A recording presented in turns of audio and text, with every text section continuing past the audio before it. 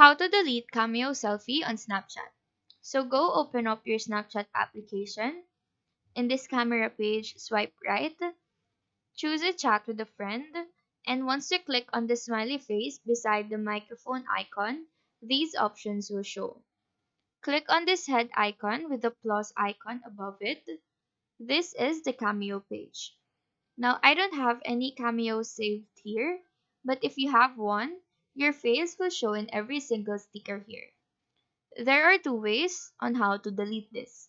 One way is to retake a new selfie to be able to use it as a new cameo.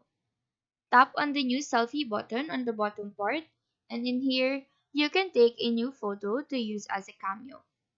But if you want to completely delete it, go back, tap on your Bitmoji on the top right here, click on the settings icon, scroll down.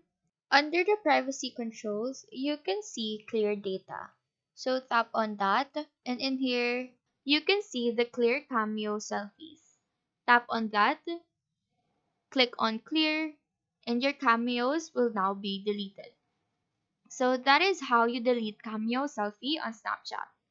Do let us know if this video helped you out, and if you have any questions, feel free to drop them down below.